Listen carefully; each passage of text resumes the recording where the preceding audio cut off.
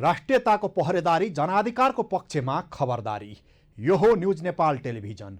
नमस्कार, म सन्तोष पोखरेल। सुरुमा हेडलाइन्स न्युज। प्रधानमन्त्री प्रचण्ड 4 दिने औपचारिक भ्रमणका लागि बुधबार भारत जाँदै। भ्रमण नेपालको हितमा केन्द्रित हुने दाहालको भनाई।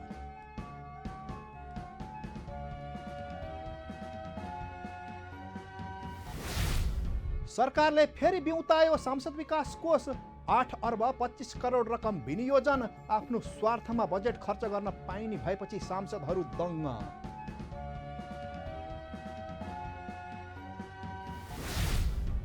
प्रधानमन्त्रीको भारत भ्रमणको पूर्व सन्ध्यामा फेरि भारतको हैकमवादी प्रवृत्ति नयाँ ढङ्गमा मुखरित। संसद भवनमा अखण्ड भारत भन्दै नक्सामा लुम्बिनी र कपिलवस्तु क्षेत्र समेटेको खुलासा। टिकापुर घटनाका मुख्य योजनाकार रेशम चौधरीलाई राष्ट्रपतिबाट आम माफी दिएको विरुद्ध सर्वोच्च अदालतमा रिट दायर।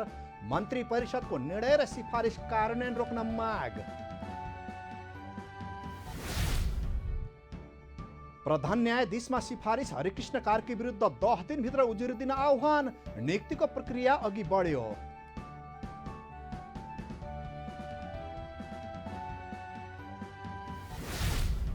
विश्व स्वास्थ्य संगठनको मुख्यालय जेनेभामा 76औं स्वास्थ्य सम्मेलन सम्पन्न। डुबेर हुने मृत्यु रोकथामबारे संकल्प प्रस्ताव पारित।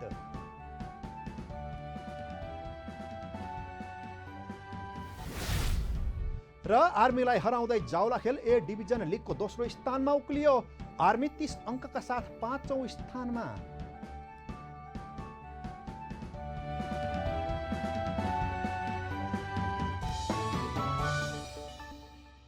अब न्युज विस्तारमा। सुरु गरौँ प्रधानमन्त्रीको भारत भ्रमण सम्बन्धी प्रसङ्गबाट। प्रधानमन्त्री पुष्पकमल दाहालले दरबार हत्याकाण्डको अनुसन्धान गरी निष्कर्षमा पुर्याउने बताउनु भएको छ।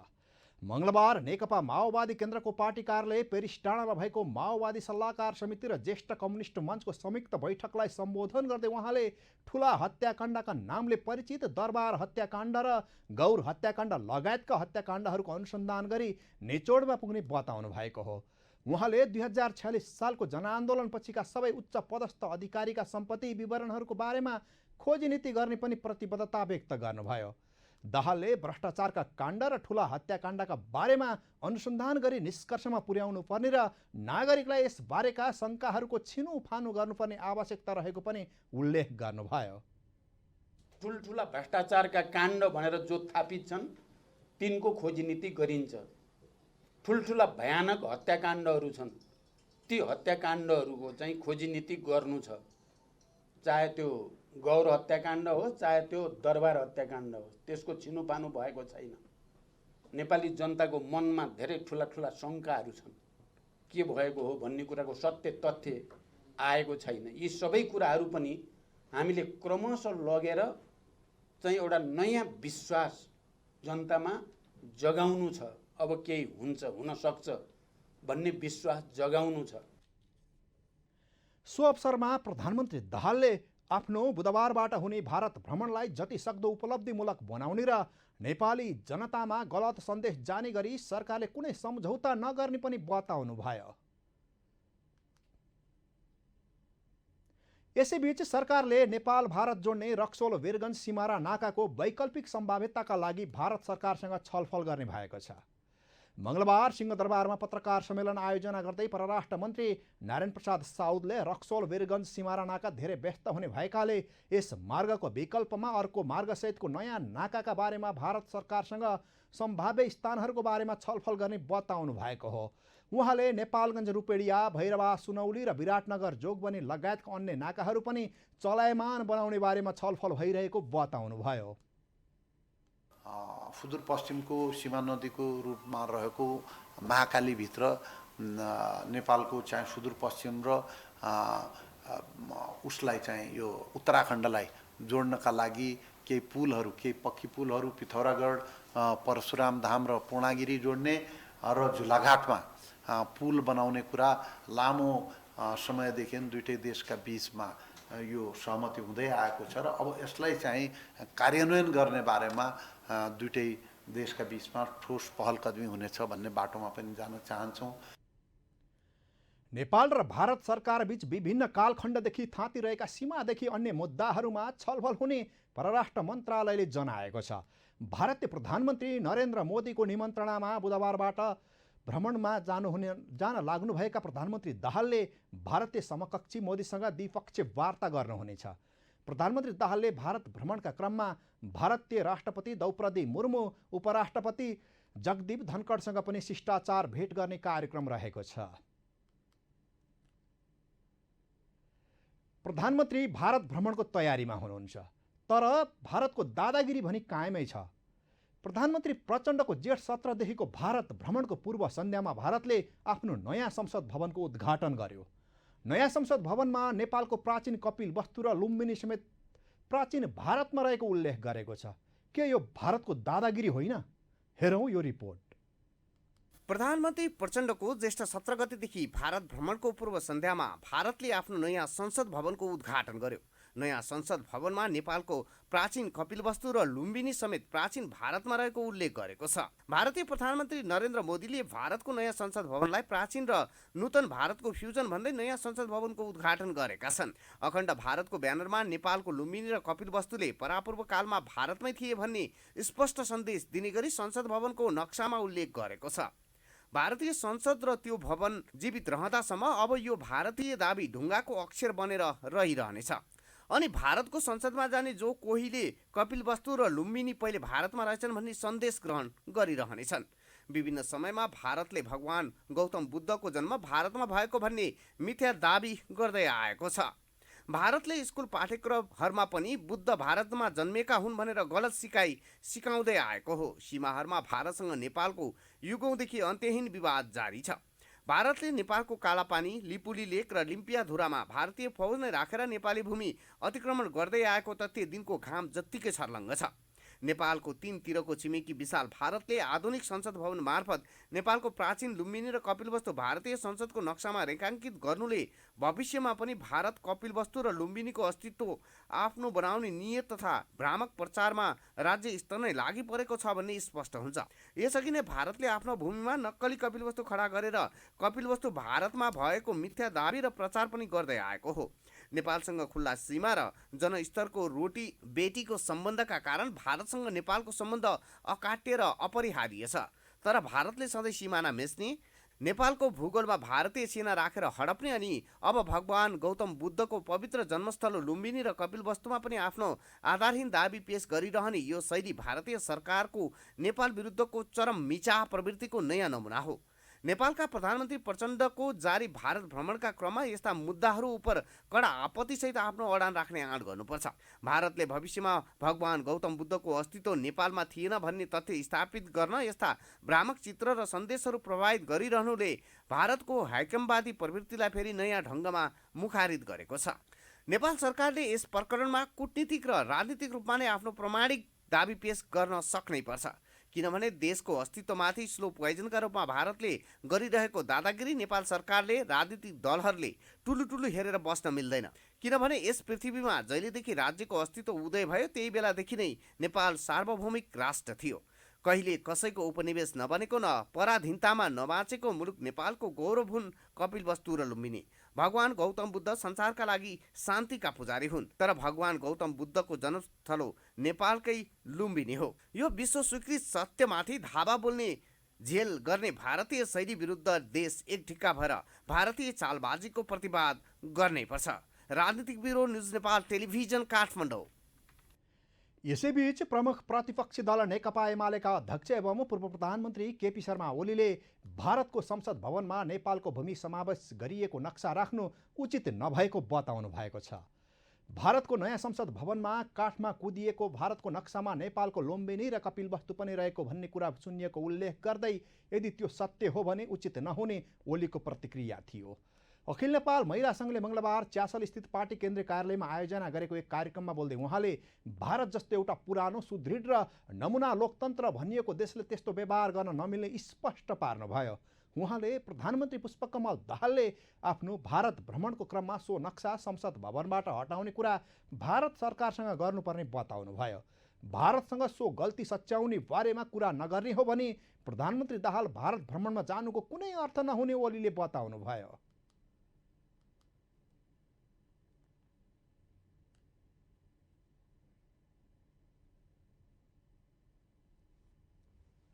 तर नेपालको भूमि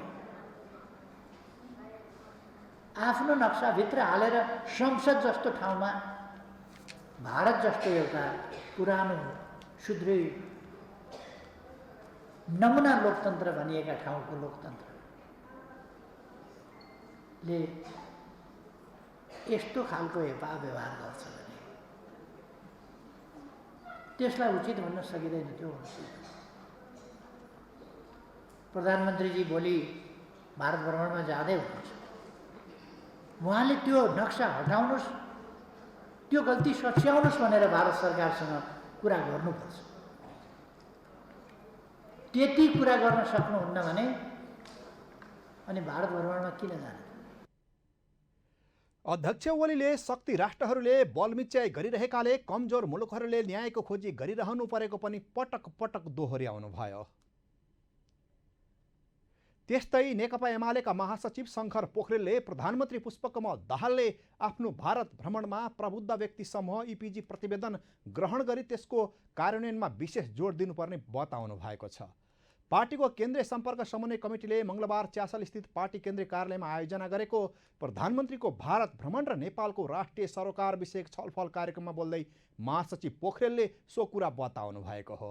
इपिजी प्रतिवेदन नेपाल भारत सम्बन्धको नयाँ आधारपत्र भएको उल्लेख गर्दै उहाँले सो प्रतिवेदनलाई बुझ्ने र कार्यान्वयनमा लैजाने कुरालाई प्रधानमन्त्री दाहालले भारतसँग विशेष जोड दिएर छलफल गर्नुपर्ने पनि बताउनुभयो। इपिजीको प्रतिवेदन चाहिँ बुझ्ने र त्यसलाई कार्यान्वयन गर्ने प्रक्रियामा नेपालको तर्फबाट चाहिँ विशेष जोड हुनुपर्दछ भन्ने मलाई लाग्छ। नेपालको चाहिँ हितको चाहिँ सर्वाधिक महत्त्वको एउटा विषय चाहिँ इपिजीको प्रतिवेदन चाहिँ लाई औपचारिकता दिने र त्यसका आधारमा नयाँ सम्बन्ध निर्माणका लागि त्यसले पहिचान गरेका विषयहरूमा चाहिँ के विषयहरूमा फेरि चाहिँ नयाँ चरणको चाहिँ छलफलको आवश्यकता पनि होला दुई राष्ट्रहरूका बिचमा। त्यो प्रक्रियातर्फ प्रवेश गर्नका लागि प्रतिवेदन नबुझेका कारणले नै समस्या उत्पन्न भएको छ। कार्यक्रममा सहभागीहरूले भारतको हेफा प्रवृत्ति अझै पनि पुरानै शैलीको रहेको र त्यसमा परिवर्तन ल्याउनका लागि नेपालले राष्ट्रिय सहमतिका साथ अघि बढ्नुपर्नेमा जोड दिनुभएको थियो। टिकापुर घटनाका मुख्य योजनाकार रेशम चौधरीलाई राष्ट्रपतिबाट आम माफी दिइएको विरुद्ध सर्वोच्च अदालतमा रिट निवेदन दायर भएको छ। टिकापुर घटनामा मारिएका सुरक्षाकर्मी केशव बोहराकी पत्नी शारदा कडायत बोहराले चौधरीको आम माफी सम्बन्धी निर्णय असंवैधानिक रहेको भन्दै रिट निवेदन दर्ता गराउनु भएको हो।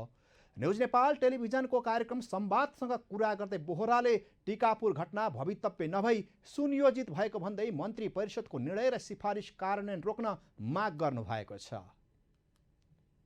त्यो दिनको घटना चाहिँ एकदम नितान्त सुनियोजित थियो हैन, किन भनेपछि त्योभन्दा अघिल्लो दिनै आन्दोलन पक्ष र सरकार पक्षको एउटा प्रशासन पक्षको चाहिँ सहमति भइसकेको थियो। त्यो कारणले गर्दाखेरि भोलिपल्ट त्यो अवस्था होला भनेर चाहिँ प्रहरीले पनि सोचेन हैन, र त्यो तयारीमा पनि बसेन, किनभने उनीहरू ढुक्क भयो नि त आन्दोलनकारीहरूसँगको त्यो सहमतिबाट ढुक्क भइसकेपछि उहाँहरू चाहिँ निशस्त्र रूपले जानुभयो। तर त्यहाँ चाहिँ उहाँहरूको प्लान के रहेछ भनेपछि भोलि प्रहरी चाहिँ निशस्त्र रूपले आउँछ, हामीले चाहिँ एकदमै भित्रबाट चाहिँ हामीले अब आक्रमण गर्नुपर्छ। सर्वोच्च अदालत प्रशासनका अनुसार उक्त रिट निवेदन दर्ता भई बुधबारका लागि पेशी तोकिएको छ। सरकारको सिफारिसमा राष्ट्रपति रामचन्द्र पौडेलले रेशम चौधरीलाई आम माफी दिनुभएको थियो। राष्ट्रपतिको सो निर्णयसँगै चौधरी सोमबार रिहा भइसक्नु भएको छ। चौधरीलाई तिनै तहका अदालतले टिकापुर घटनामा दोषी ठहर गर्दै आजीवन कारावासको सजाय तोकेका थियो। टिकापुर घटनामा मारिएका सुरक्षाकर्मी केशव बोहराकी पत्नी शारदा कडायत बोहरासँग गरिएको संवाद न्युज नेपाल टेलिभिजनमा बुधबार राति 9:10 बजे हेर्न सक्नुहुनेछ। यसैबीच पूर्व प्रहरी कर्मचारी संगठन सुनसरीले इनरुवामा राष्ट्रपति र प्रधानमन्त्रीको पुतला दहन गरेको छ। जन्मकैद सजाय भोगिरहनुभएका रेशम चौधरीलाई गणतन्त्र दिवसको अवसर पारेर सरकारले आम माफी दिएको भन्दै इनरुवा बस चोकमा उनीहरूले राष्ट्रपति र प्रधानमन्त्रीको पुतला दहन गरेका हुन्। प्रहरी उच्च अधिकारी सहितको हत्यामा जन्मकैद भोगिरहेका व्यक्तिलाई माफी दिनुले प्रहरी कर्मचारी र परिवारको मान सम्मानमा चोट पुगेको पूर्व प्रहरी कर्मचारी पहलबहादुर कटुवालले बताउनुभयो।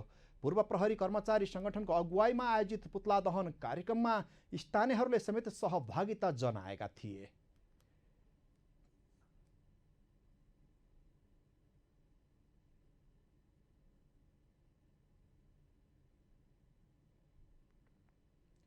यसैबीच युवा तथा खेलकुद मन्त्री डिगबहादुर लिम्बुले देशलाई राजनीतिक निकास दिन रेशम चौधरीलाई रिहाई गरिएको बताउनु भएको छ।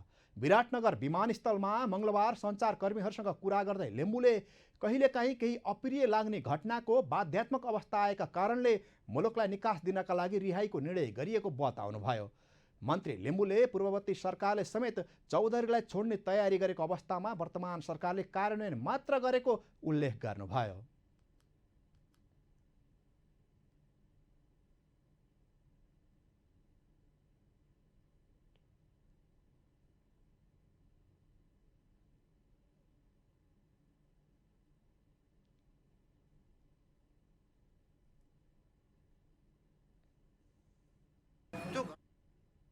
थिएन महत्त्वपूर्ण विषय। रेशम चौधरीको नाम आयो, क्रान्ति आह्वान आन्दोलन चलिरहेको, थरुण आन्दोलन चलिरहेको अवस्था हो।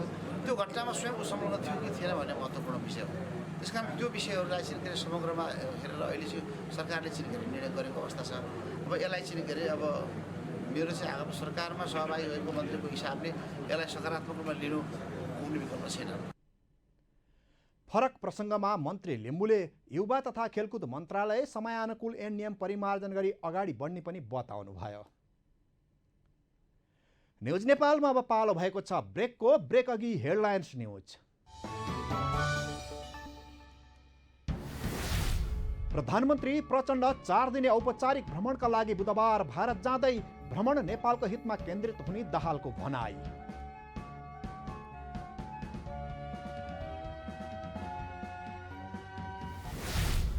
सरकारले फेरि बिउतायो सांसद विकास कोष।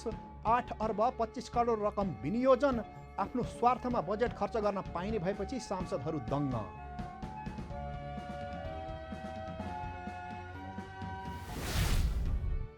प्रधानमन्त्रीको भारत भ्रमणको पूर्व सन्ध्यामा फेरि भारतको हैकमवादी प्रवृत्ति नयाँ ढङ्गमा मुखरित। संसद भवनमा अखण्ड भारत भन्दै नक्सामा लुम्बिनी र कपिलवस्तु क्षेत्र समेटेको खुलासा। टिकापुर घटनाका मुख्य योजनाकार रेशम चौधरीलाई राष्ट्रपतिबाट आम माफी दिएको विरुद्ध सर्वोच्च अदालतमा रिट दायर। मन्त्री परिषदको निर्णय र सिफारिस कार्यान्वयन रोक्न माग। प्रधान न्यायाधीशमा सिफारिस हरिकृष्ण कार्की विरुद्ध 10 दिनभित्र उजुरी दिन आह्वान। नियुक्तिको प्रक्रिया अघि बढ्यो।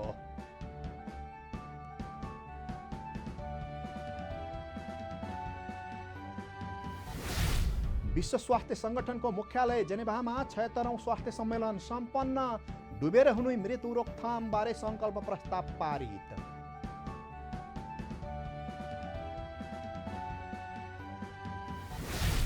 र आर्मीलाई हराउँदै जाउलाखेल ए डिभिजन लिगको दोस्रो स्थानमा उक्लियो। आर्मी 30 अङ्कका साथ 5औं स्थानमा।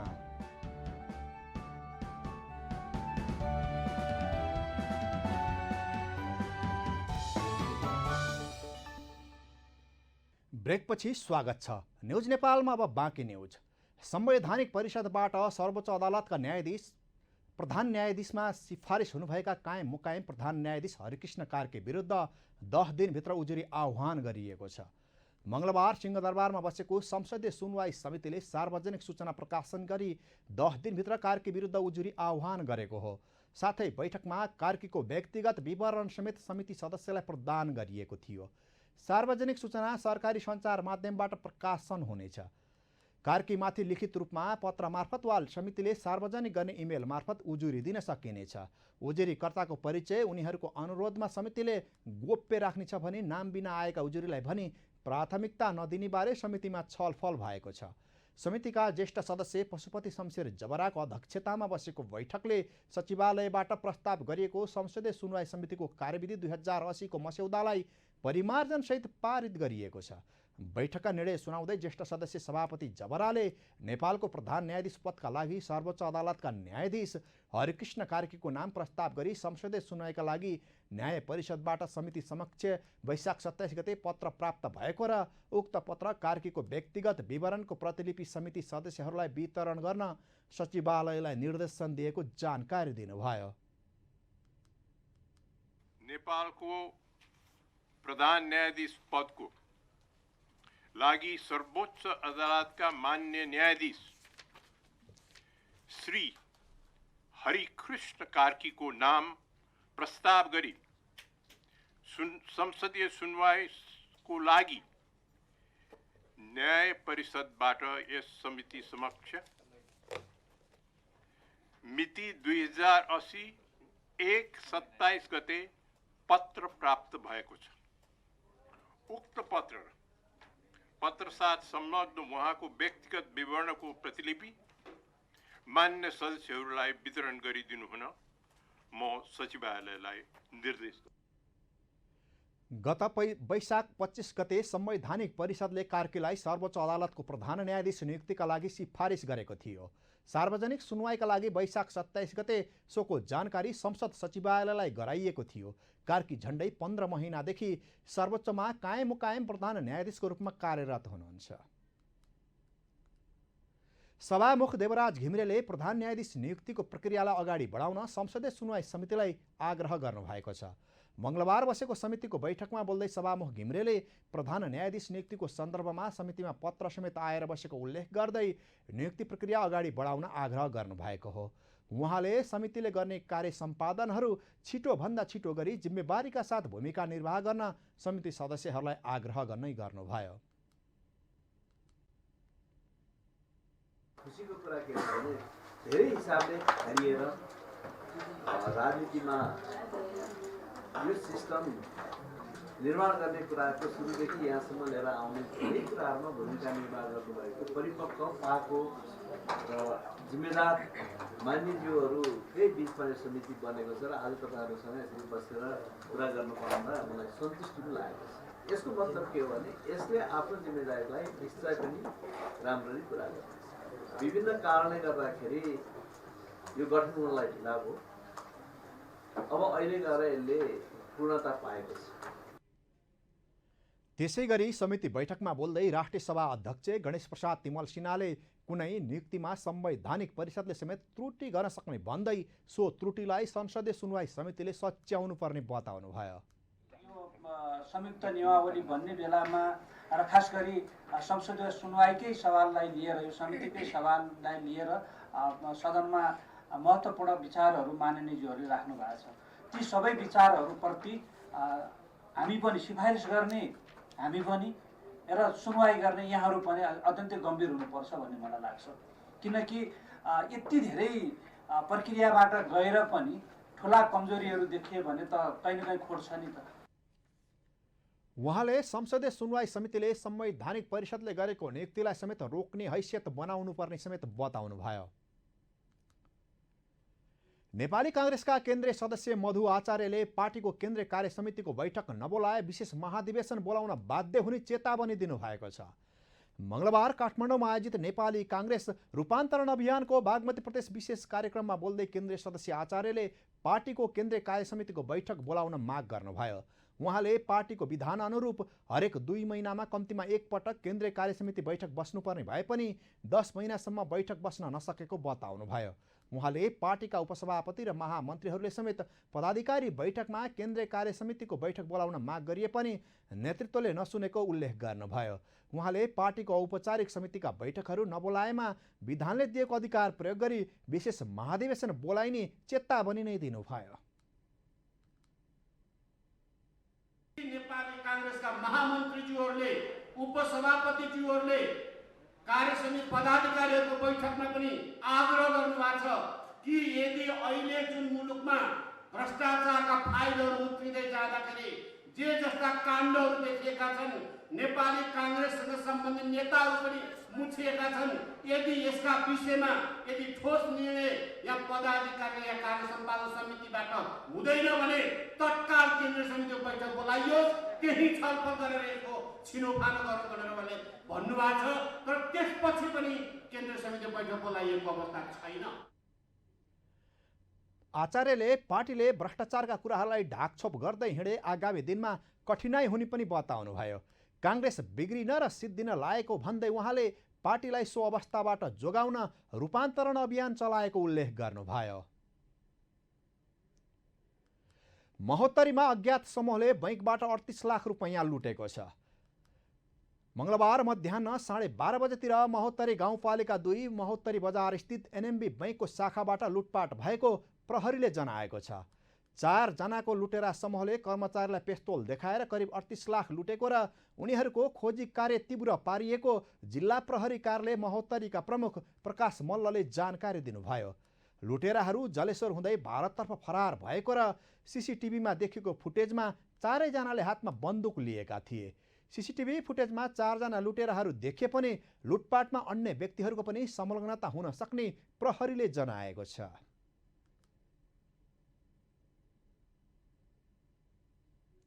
नेकपा माओवादी केन्द्रले दुवै खुट्टा गुमाएर पनि सगरमाथाको कीर्तिमानी आरोहण गर्न सफल हरि बुढामगरलाई सम्मान गरेको छ। मङ्गलबार पेरिस डाँडा स्थित पार्टी केन्द्रीय कार्यालयमा माओवादी केन्द्रका उपाध्यक्ष कृष्णबहादुर महराले उहाँलाई सम्मान पत्रसहित खादा उडाएर सम्मान गर्नुभएको हो। त्यस अवसरमा महराले अपाङ्गता भएका व्यक्तिहरूको टिम नै बनाएर विश्वव्यापी रूपमा शान्तिको अभियान छेड्ने बुढामगरको अभियान रहेको र त्यसमा आफू र आफ्नो पार्टीले सक्दो सहयोग गर्ने प्रतिबद्धता व्यक्त गर्नुभयो। उहाँले कीर्तिमानी बुढामगरको आफ्नो जीवनलाई थप साथ अघि बढाउने मिसनको सफलताका लागि पनि कामना व्यक्त गर्नुभयो। पार्टीको सम्मान कार्यक्रममा सहभागी भएकोमा पनि महराले बुढामगरप्रति आभार व्यक्त गर्नुभयो। एउटा ठुलो शान्तिको मिसनमा हुनुहुन्छ। अपाङ्ग भएको व्यक्तिहरू खोजेर एउटा टिम बनाएर विश्वव्यापी रूपमा शान्तिको अभियान छेड्न चाहनुहुन्छ। त्यसको निमित्त हाम्रो तर्फबाट, हाम्रो पार्टीका तर्फबाट म आफै पनि त्यो सरकारसँग यो माओवादी जनताको शान्ति प्रक्रियाको एउटा मिसनमा लागेको व्यक्तिको हैसियतले म पनि सहयोग गर्न तयार छु। कार्यक्रममा बोल्दै बुढामगरले अपाङ्गताको क्षेत्रमा जागरण ल्याउन आफूले सगरमाथाको आरोहण गरेको बताउनुभयो। उहाँले यस क्षेत्रमा सरकारलाई पनि केही गर्न आफ्नो अभियानले सचेत गराएको पनि उल्लेख गर्नुभयो। बुढामगरले अपाङ्गता भएका व्यक्तिहरूलाई दया र माया भन्दा पनि अवसर र मौका दिन आग्रह गर्नुभयो।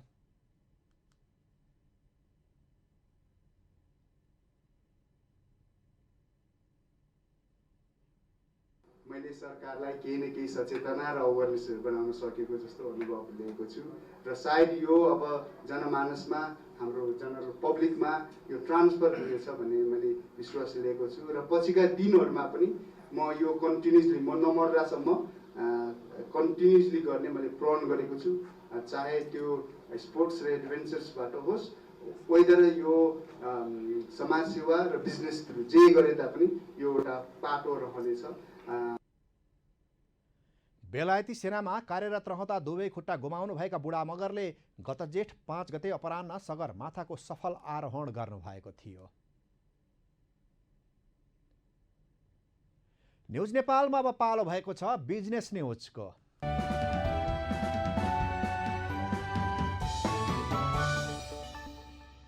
नेपाल उद्योग वाणिज्य महासङ्घको आयोजनामा काठमाडौँमा मङ्गलबारदेखि रोजगार मेला सुरु भएको छ।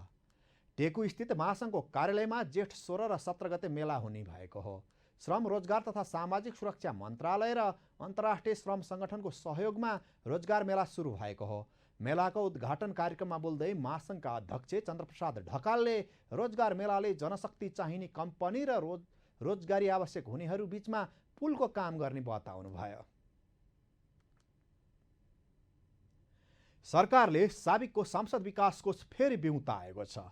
बजेट मार्फत सांसद विकास कोष बिउताइएको हो। यसका लागि 8 अर्ब 25 करोड बजेट विनियोजन गरिएको छ। विगतमा सांसद विकास कोषको विरोध गर्नेहरू अहिले संसदमा हुनुहुन्छ, तर तिनै सांसद यसबारे चुपचाप बस्नु भएको छ। आखिर किन त? हेरौँ यो रिपोर्ट। सरकारले साविकको सांसद विकास कोष अर्थात् स्थानीय पूर्वाधार साझेदारी तथा विकास कार्यक्रम बिउताएको छ।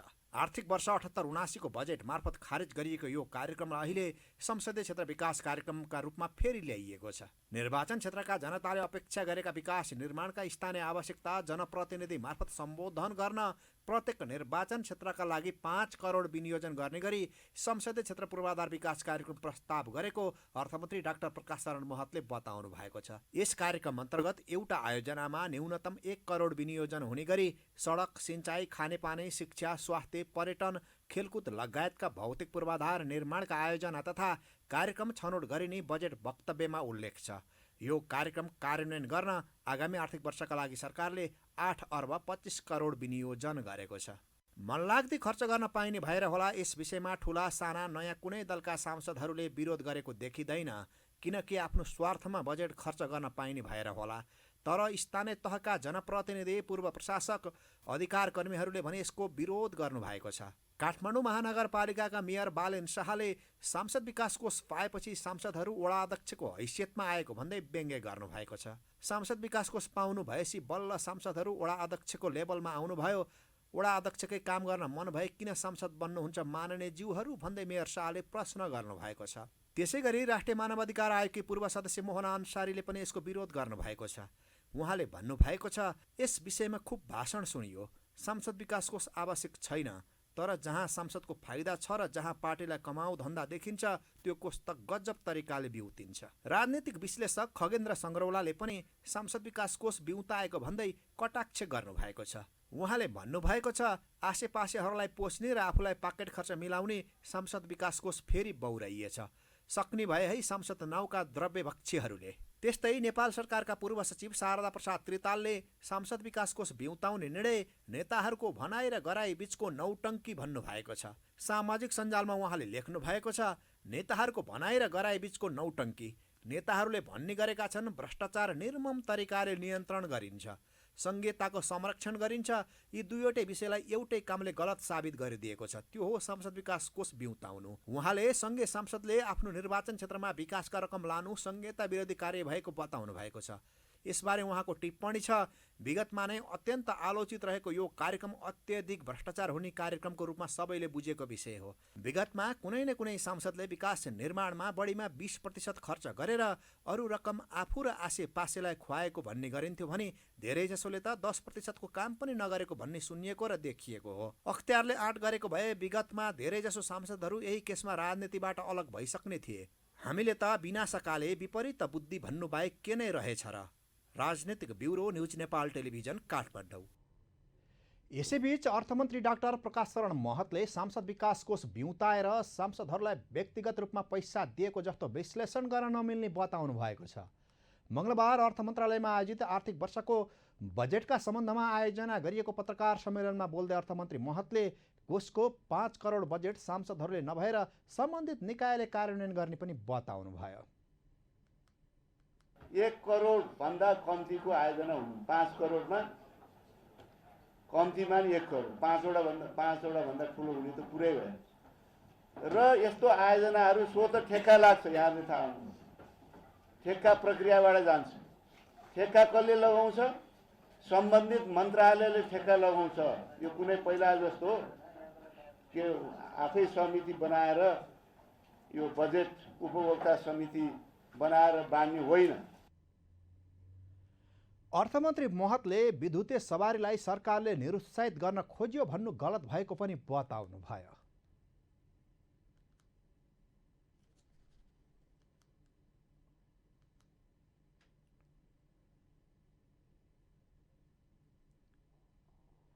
न्युज नेपालमा अब पालो भएको छ इन्टरनेसनल न्युजको।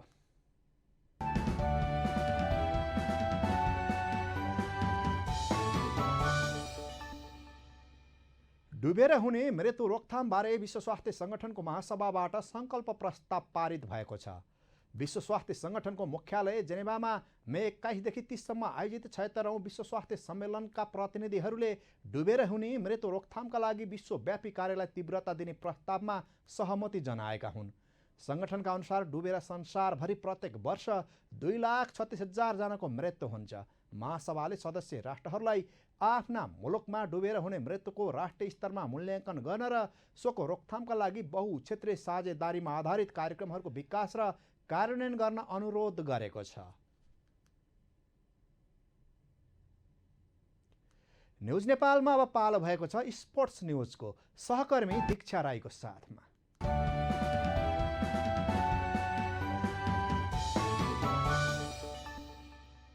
नेपाली राष्ट्रिय टिमका लेग स्पिनर सन्दीप लामिछानेको मुद्दामा मङ्गलबार पनि फाइनल चरणको बहस सुरु हुन सकेन।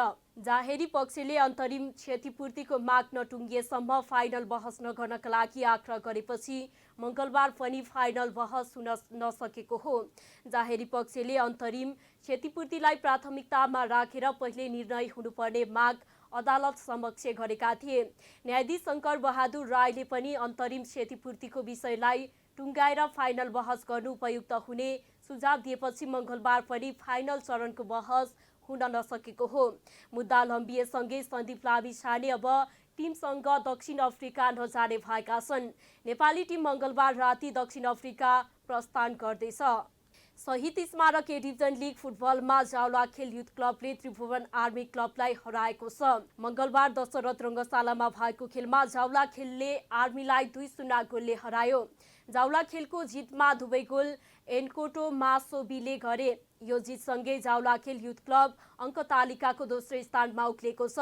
जावलाखेलको 23 खेलमा 37 अङ्क छ।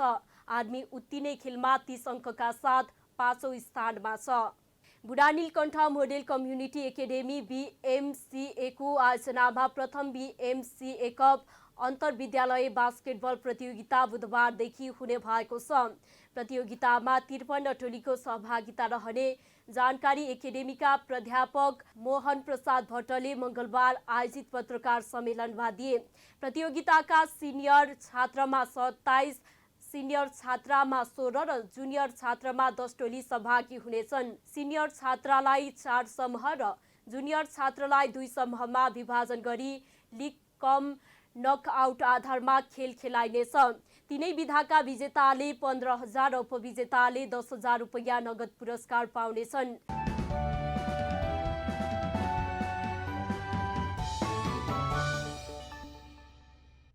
धन्यवाद दीक्षाजी।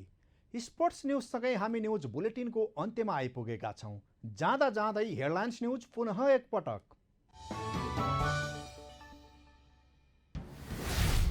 प्रधानमन्त्री प्रचण्ड 4 दिने औपचारिक भ्रमणका लागि बुधबार भारत जाँदै भ्रमण नेपालको हितमा केन्द्रित हुने दाहालको भनाई।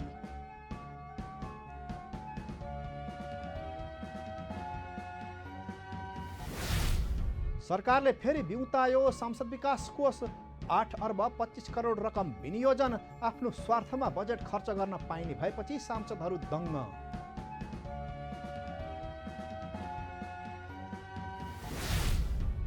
प्रधानमन्त्रीको भारत भ्रमणको पूर्व सन्ध्यामा फेरि भारतको हैकमवादी प्रवृत्ति नयाँ ढङ्गमा मुखरित। संसद भवनमा अखण्ड भारत भन्दै नक्सामा लुम्बिनी र कपिलवस्तु क्षेत्र समेटेको खुलासा। टिकापुर घटनाका मुख्य योजनाकार रेशम चौधरीलाई राष्ट्रपतिबाट आम माफी दिएको विरुद्ध सर्वोच्च अदालतमा रिट दायर। मन्त्री परिषदको निर्णय र सिफारिस कार्यान्वयन रोक्न माग। प्रधान न्यायाधीशमा सिफारिस हरिकृष्ण कार्की विरुद्ध 10 दिनभित्र उजुरी दिन आह्वान। नियुक्तिको प्रक्रिया अघि बढ्यो।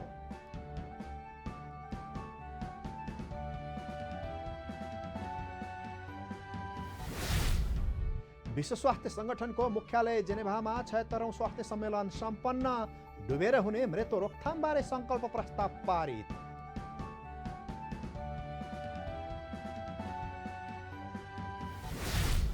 र आर्मीलाई हराउँदै जावलाखेल ए डिभिजन लिगको दोस्रो स्थानमा उक्लियो। आर्मी 30 अङ्कका साथ 5औं स्थानमा।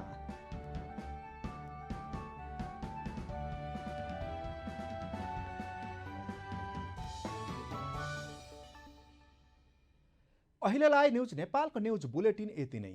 हाम्रो न्युज र कार्यक्रमहरू युट्युब र फेसबुकमा पनि प्रत्यक्ष हेर्न सक्नुहुनेछ।